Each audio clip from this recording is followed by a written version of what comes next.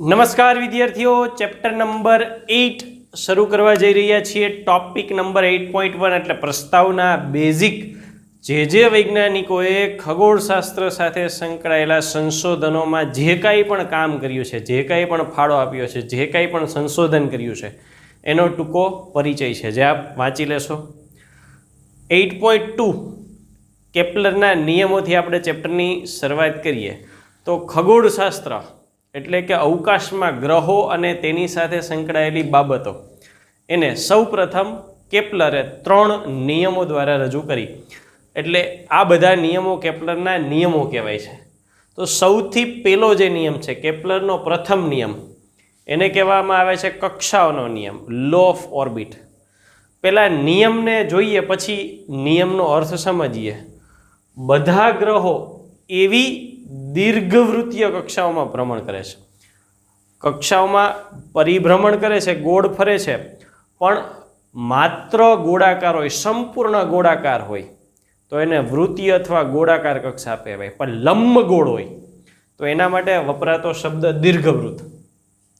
ભ્રમણ કરે છે કે જેના એક કેન્દ્ર, પ્રશ્ન એવો થાય કે સાહેબ આને એક કેન્દ્ર એવું કેમ કીધું, એક જ ન હોય? આ લખ્યું છે એના ઉપરથી એવું લાગે એક કરતાં વધુ કેન્દ્રો હશે. યસ, એક કરતાં વધુ કેન્દ્રો છે. એક કેન્દ્ર પર સૂર્ય રહેલો હોય તો આપણે એવો લંબગોળ દોરીએ તો આ લંબગોળ થયો. ગ્રહો છે એ સંપૂર્ણ ગોળાકાર માર્ગે નથી ગતિ કરતા, પણ આવી લંબગોળ માર્ગે ગતિ કરે છે. જો આ લંબગોળ માર્ગને આપણે જુદા પાડીએ તો આવા બે આપણે વ્યાસ લઈ શકીએ. અહીંયા આ રેખા છે અને અહીંયા આ રેખા છે. એમાં આ મોટી અક્ષ છે. મોટી જે અક્ષ છે એને કહેવામાં આવે છે દીર્ઘ અક્ષ. આ જે મોટી અક્ષ છે એને શું નામ આપવામાં આવે છે? એને નામ આપવામાં આવે છે દીર્ઘ અક્ષ. એને નામ આપવું આ બિંદુને એ, આ બિંદુને પી, ગમે તે આપી શકાય. અને આ નાની અક્ષ છે એટલે આને નામ આપવામાં આવે છે લઘુ અક્ષ. આ બિંદુ બી અને આ બિંદુ સી, આવા 4 બિંદુઓ લીધા. ચાલો, આવું કોઈ પણ વર્તુળ દોરીએ ને એટલે એને 2 કેન્દ્રો હોય. 2 કેન્દ્રોમાં એક કેન્દ્ર અહીં આવેલું હોય અને એક કેન્દ્ર અહીં આવેલું હોય. ધારો કે અત્યારે સૂર્ય છે એ અહીંયા છે, આ સૂર્ય છે એ કેન્દ્ર ઉપર છે, તો આ છે એને આપણે બીજા કેન્દ્ર તરીકે એટલે ખાલી કેન્દ્ર તરીકે દર્શાવીએ. જ્યારે ગ્રહ અહીંથી પસાર થતો હોય ત્યારે કેન્દ્ર તરીકે આ પણ એટલે એસ ડેસ્ક દર્શાવ્યું. તો અહીંયા આ અક્ષને અનુલક્ષીને જો જુદી જુદી બાબતોની ચર્ચા કરીએ તો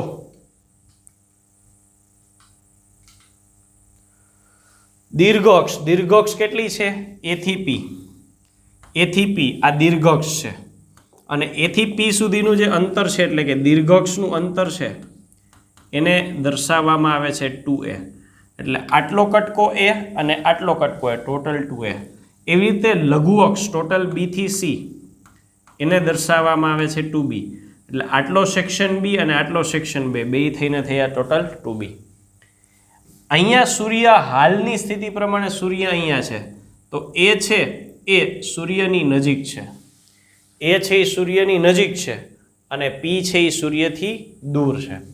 તો આ કેસમાં આપણે એ અને એસ આ બિંદુને શું કહી શકીએ? તો કે આ કેસમાં આપણે એ બિંદુ અને પી બિંદુ. એ બિંદુ છે એ સૂર્યથી નજીક છે.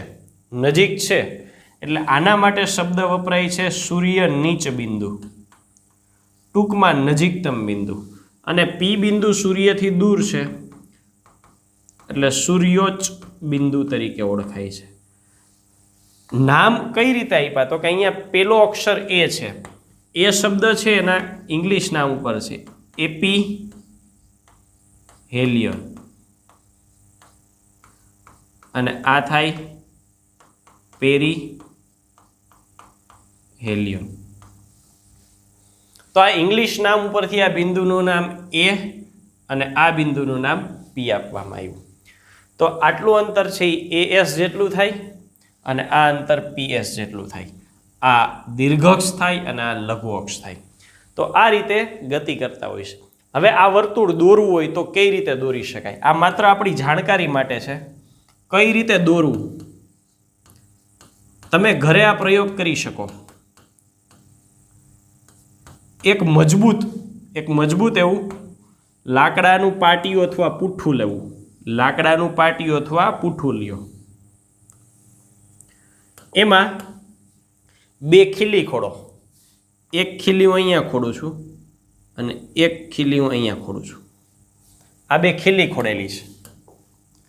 ખીલી, પીન, ટાંકણી કંઈ પણ ખોડી નાખો. આમની વચ્ચે એક દોરી બાંધો અને દોરી આવડી જ નહીં બાંધવાની, દોરીની લંબાઈ મોટી રાખવાની. ઉદાહરણ તરીકે અહીંયા 2 ખીલી વચ્ચેનું અંતર ધારો કે હું લઉં કે ભાઈ 10 સેન્ટીમીટર છે, તો દોરી કેવડી લેવાની? તો કે આવા કેસમાં ઉદાહરણ તરીકે હું દોરી લઉં છું 20 સેન્ટીમીટરની. ટૂંકમાં મોટી લેવાની, આના કરતાં કસોકસ નથી બાંધવાની. હવે દોરી 20 સેન્ટીમીટરની લીધી.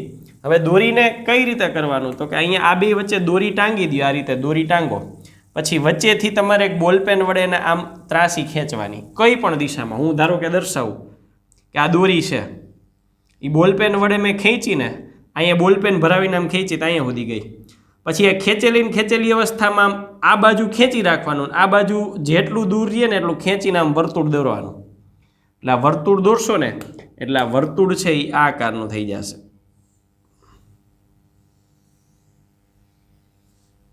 આ દોરીને બોલપેનના પોઈન્ટ, અહીંયા બોલપેનના પોઈન્ટ વડે ખેંચીને આમ દોરી જવાની. આમ દોરી જશો એટલે એ લંબરૂપ થઈ જશે. દોરવા માટેની મેથડ છે. સૌથી મોટો ભાગ વર્ણન આનું છે, જેની ખરેખર કોન્સેપ્ટ વાઇઝ આપણે જરૂર નથી. ફિઝિક્સ માટે તો આપણે આટલું ઇનફ છે. બરાબર છે? ચાલો, તો આ થઈ દીર્ઘ અક્ષ 2a, લઘુ અક્ષ 2b. એ છે સૂર્ય નીચ બિંદુ એપિલિયન અને પી છે સૂર્યોચ્ચ બિંદુ પેરીહેલિયન. અને એપોજી ને પેરોજી એવો શબ્દ વાપરવામાં આવે છે. આ પ્રથમ નિયમ થયો કે જે એવું દર્શાવે છે કે ગ્રહ છે એ સંપૂર્ણ ગોળાકાર નહીં પણ દીર્ઘવૃત્તીય લંબગોળ કક્ષામાં ફરે છે, જેના 2 કેન્દ્રો હોય, એસ અને એસ ડેશ. આ બાજુથી ફરતો હોય ત્યારે કેન્દ્ર આ હોય, આ બાજુથી ફરતો હોય ત્યારે કેન્દ્ર આ હશે. બીજા નિયમ ઉપર આગળ વધીએ. બીજો નિયમ શું કહે છે? બીજો નિયમ છે ક્ષેત્રફળનો નિયમ છે. ક્ષેત્રફળનો નિયમ.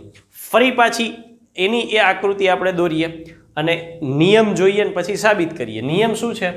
કોઈ પણ ગ્રહ સૂર્ય સાથે જોડતી રેખા સમાન સમયગાળામાં સમાન ક્ષેત્રફળ આંતરે છે.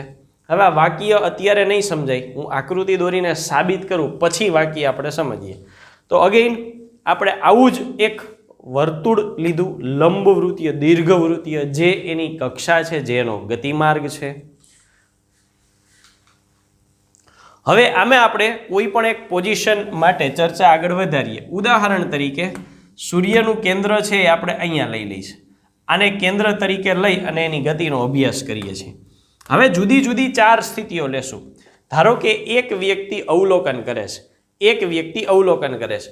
અવલોકન કરે છે ને ત્યારે ગ્રહ એટલે કે પ્લેનેટ આ બિંદુએ છે. આને હું પી બિંદુ કહું, P1. થોડી વાર પછી એ જ્યારે અવલોકન કરે ને ત્યારે P2 બિંદુએ છે. બરાબર છે? તો એમને જોડતી રેખા દોરું. એમને જોડતી રેખા, આ P1 ને જોડતી રેખા અને P2 ને જોડતી રેખા. હવે ગતિ ક્યાં કરી? તો કે અહીંયા હું લખું, ગ્રહ ગતિ કરીને ક્યાં ગયો? તો કે P1 થી P2 ગયો.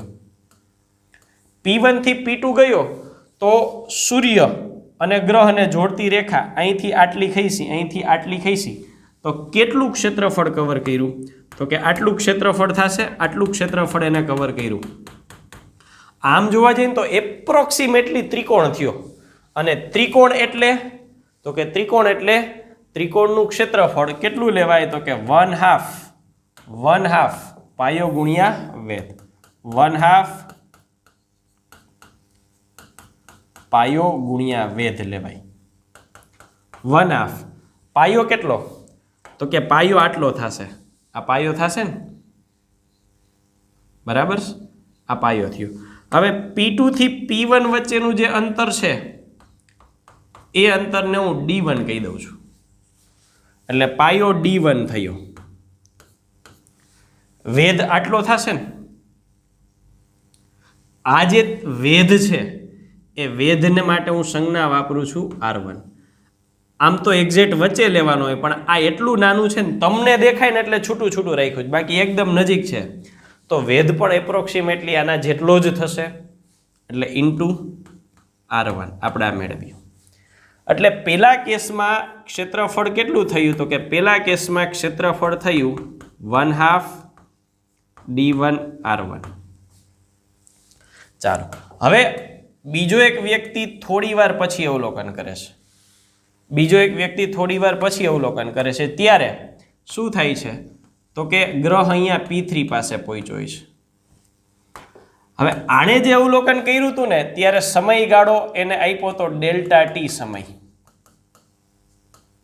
ઉદાહરણ તરીકે 10 મિનિટ લીધો હતો. તો બીજો વ્યક્તિ એ જ ગ્રહનું અલગ જગ્યાએ અવલોકન કરશે, P3 થી P4 જાય ત્યાં સુધી. કેટલા સમય? તો કે એટલા જ સમય માટે, 10 મિનિટ માટે, એટલા જ સમય માટે. એટલે અહીંયા જો એક મુદ્દો આપણો લખીએ તો સમાન સમયગાળો, એટલા જ સમય માટે અવલોકન કરે ને તો P3 થી પહોંચે છે P4. P3 થી ક્યાં પહોંચે છે? P4. P3 થી P4 પહોંચે છે તો ત્યાં કેટલું એને કવર કર્યું? તો કે આ 1, આ 2, વચ્ચેનો વિસ્તાર આટલો કવર કર્યો, આટલો કવર કર્યો. ફરી પાછું હું એ જ ક્ષેત્રફળ માટે અહીંયા વાત કરું તો 1/2 પાયો ગુણ્યા વેધ. પાયો આટલો થશે P3 થી P4. આને હું D2 કહી દઉં અને અહીંયા જે ત્રિજ્યા છે એને R2 કહી દઉં. તો પાયો D2 વેધ R2. એટલે કે બીજી વખતમાં ક્ષેત્રફળ મળ્યું 1/2 D2 R2.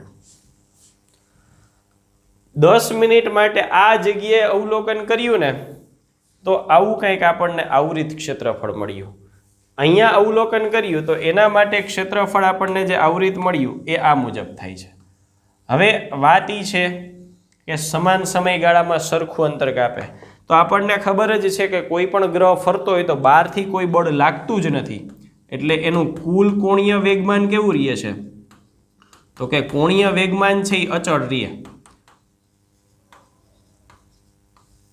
એટલે આ સ્થિતિએ દળ m, ગતિમાર્ગની ત્રિજ્યા R1 અને અહીંયા વેગ છે ને V1 કહી દઉં છું.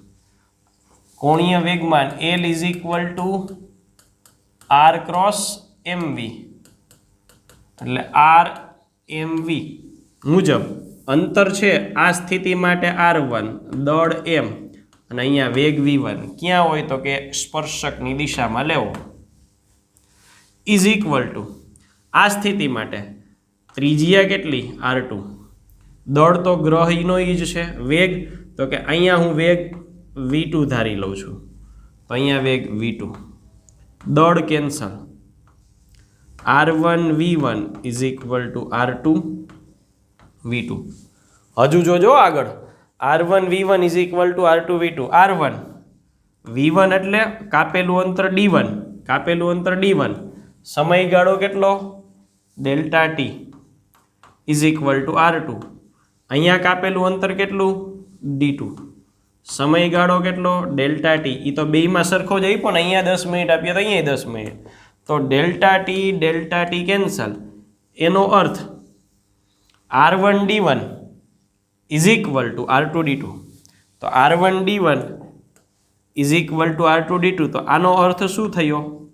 તો કે A1 = A2. સમાન સમયગાળામાં આંતરેલું ક્ષેત્રફળ સમાન હોય છે. ક્યારે? તો કે ગ્રહ એટલે P1 P2 P3 P4 એ ગ્રહની સ્થિતિઓ છે ને સૂર્ય સાથે જોડતી રેખા, સૂર્યને કેન્દ્ર લીધું તો એના સાથે જોડતી રેખા. તો સમાન સમયગાળામાં સમાન ક્ષેત્રફળ આવરે છે. તો એનો અર્થ એવોય થાય ને કે ક્ષેત્રફળનો આધાર સમય પર પણ છે. તો આ સાબિત કર્યા પછી હવે કોમ્પિટિટિવ એક્ઝામ માટે અગત્યના પોઈન્ટ ઉપર આપણે આવીએ તો આપણે હવે શું લેવાનું છે? તો કે ક્ષેત્રફળ કેટલું આવરિત કર્યું? તો કે ક્ષેત્રફળ એ તરીકે 1/2 અંતર ડી, બરાબર, સ્થાનાંતર ડી જેટલું કર્યું, ત્રિજ્યા આર જેટલી છે. એને થોડું ગોઠવીએ તો એના છેદમાં ટી, આના છેદમાં સમય is equal to 1/2 D R ના છેદમાં ટી. હવે સમયગાળાને ડેલ્ટા ટી વડે દર્શાવીએ તો ક્ષેત્રફળને ડેલ્ટા એ કહીએ. તો અહીંયા પણ સેમ થઈ જશે, delta D delta T into R. ચાલો આ બાબતને આગળ વધારીને નવા સમીકરણ ઉપર આવીએ. સ્થાનાંતરના છેદમાં સમય એટલે વેગ થઈ ગયો, પછી દળ વડે ગુણી અને દળ વડે ભાગી નાખવું. હવે ધ્યાનથી જુઓ, દળ એમ વી આર, અંશમાં શું થયું? એમ we are. M we are એટલે વેગમાન 1/2 એમ નમ, અંશના એમ વી આરની બદલે કેપિટલ એલ અને છેદમાં M, delta A by delta T. ક્ષેત્રફળ છેદમાં સમય, ક્ષેત્રફળના છેદમાં સમય, અંતરના છેદમાં સમય હોય તો વેગ, પણ ક્ષેત્રફળના છેદમાં સમય હોય તો આને શું કહેવાય? ક્ષેત્રીય વેગ. કેટલો થાય? તો કે L/2m. આને યોગ્ય રીતે ગોઠવીને લખો એટલે L/2m. ગ્રહનું દળ એ અચળ જ છે. L કોણીય વેગમાન કોઈ પણ કન્ડિશનમાં અચળ જ રહેવાનું છે. આ પહેલું પરિણામ થયું કે ક્ષેત્રીય વેગ આટલો હોય અને જે અચળ રહે. બીજું પરિણામ શું છે? તો કે બીજું પરિણામ છે ને અહીંયા જ ઓલરેડી મેળવી દીધું. R1V1 is equal two R2V2.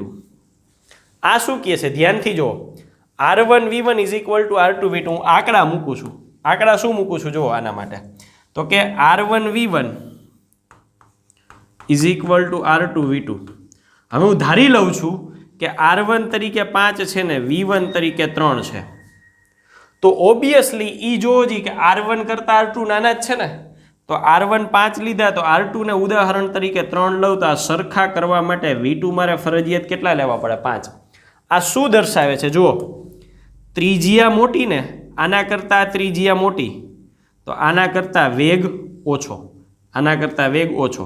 અર્થાત શું લખી શકાય કે વેગ છે એ કોના પર આધાર રાખે છે? તો કે વેગ છે એ ગતિમાર્ગની ત્રિજ્યાના વ્યસ્ત પ્રમાણમાં છે. જ્યારે દૂર છે ને ત્રિજ્યા મોટી છે ને ત્યારે વેગ ઓછો છે. આર મોટા તો વેગ ઓછો. અર્થાત સૂર્યથી ગ્રહ દૂર હશે ને ત્યારે ધીમો ફરતો હશે. જો થોડુંક જ અંતર કાપ્યું ને એની સાપેક્ષે અહીંયા વધારે અંતર કાપ્યું, નજીક હશે ત્યારે વધારે ફરતો હશે. શું કામ? તો કે નજીક હોય ને ત્યારે બળની અસર વધુ થાય, દૂર હોય ને ત્યારે બળની અસર ઓછી થાય. એટલે બે મુદ્દા, ક્ષેત્રીય વેગ અચળ હોય છે જે નિયમ જ છે એટલે એનું સમીકરણ મેળવું, ને બીજું વેગ એની ગતિમાર્ગની ત્રિજ્યા. ગતિમાર્ગની ત્રિજ્યા કરતાં આર માટે વધારે સારો શબ્દ એ છે કે સૂર્યથી અંતરના વ્યસ્ત પ્રમાણમાં હોય. કારણ કે અંતર તો બદલતું જ જવાનું છે. સૂર્યથી અંતર બદલે, જેમ અંતર ઓછું થાય એમ વેગ વધી જશે, અંતર વધુ થશે એમ વેગ ઘટી જશે. આ બીજો મુદ્દો. નેક્સ્ટ ત્રીજા નિયમ ઉપર આવીએ તો ત્રીજો નિયમ છે એ કોના માટેનો છે? તો કે ત્રીજો નિયમ છે એના સમય માટેનો છે. સમય માટેના નિયમની વાત કરીએ તો સમય માટેનો નિયમ આવો આપેલો છે, પણ આકૃતિ દોરીને પહેલાં આપણે એને સમજીએ. તો આ એનો ગતિમાર્ગ છે. ગતિમાર્ગ માટે આપણે અહીંયા જે બે આકૃતિ દોરી હતી એમાં અક્ષ મેળવી હતી. આ દીર્ઘ અક્ષ હતી અને આ લઘુ અક્ષ હતી. અને દીર્ઘ અક્ષ માટે આપણે માપન લખ્યું હતું. આ જે અંતર છે એ A છે અને આ અંતર છે એ B છે. તો આપણે આ નિયમ પાછળથી સાબિત કરવાના છીએ. હાલ માત્ર મૂલ્યથી આપણું કામ ચલાવી લેશું. આવર્તકાળ એટલે કે એક પરિભ્રમણ કરવાનો સમય T², એક પરિભ્રમણ પૂરું કરવાનો સમયનો વર્ગ એના ઘનના સમપ્રમાણમાં હોય. આપણે સાબિત કરશું, હાલ ખાલી સ્વીકારી લેવાનું છે. હવે જોઈએ આ જ વસ્તુ અહીંયા લખેલી છે. ગ્રહના પરિભ્રમણના આવર્તકાળ T નો વર્ગ, એટલે પેલું વાક્ય અહીંયા પૂરું થયું. બીજું, તેણે રચેલા દીર્ઘવૃત્તની આખી દીર્ઘઅક્ષ કેટલાની હોય? 2a ની. તો અડધી કેટલાની? a ની. અર્ધ દીર્ઘઅક્ષ A ના ઘન ના સમપ્રમાણમાં હોય છે. ટી સ્ક્વેર ચલે છે એ ક્યુબ, આ મુજબ હોય છે. સિમ્પલી જે ગ્રહ નજીક હશે, જે ગ્રહ નજીક હશે એનો આવર્તકાળ ઓછો હશે, જે ગ્રહ દૂર હશે એનો આવર્તકાળ વધુ હશે. સમજૂતી માટે માત્ર જાણકારી માટે ટેક્સ્ટબુકે અમુક કિંમતો અહીંયા આપેલી છે કે જુદા જુદા ગ્રહો માટે સૂર્યથી અંતર અને એના પ્રમાણે આવર્તકાળ. તમને એમ થશે ક્યુ શેનો આવ્યો, તો કે ક્યુ શેના માટે છે, ટી સ્ક્વેર ચલે છે એ ક્યુબ લખ્યું છે, તો સપ્રમાણતાની નિશાની કાઢવા માટે સપ્રમાણતા અચળાંક મૂકવો પડે. એ સપ્રમાણતા અચળાંક કેટલો મૂક્યો છે, ક્યુ, અને એ જો ક્યુને તમે કરતા બનાવો, ક્યુને કરતા બનાવો તો શું થાય, ટી સ્ક્વેરના છેદમાં એ ક્યુબ, એટલે એ ક્યુની કિંમત અહીંયા મૂકેલી છે. આપણે આને અચળાંક ગણીએ છીએ પણ વાસ્તવમાં એ પરફેક્ટ અચળ નથી. માઇનોર એમાં જો વેરિએશન આવે છે, એટલે માઇનોર વેરિએશન આવે 100% અચળ રહે નહીં. તો આ કેપ્લરના 3 નિયમો અહીંયા આપણે પૂર્ણ કરીએ છીએ. પહેલો નિયમ હતો એ ગતિમાર્ગ કક્ષાઓ માટે હતો, બીજો ક્ષેત્રફળ માટે, અને ત્રીજો એના સમયગાળા એટલે કે આવર્તકાળ માટે. Thank you.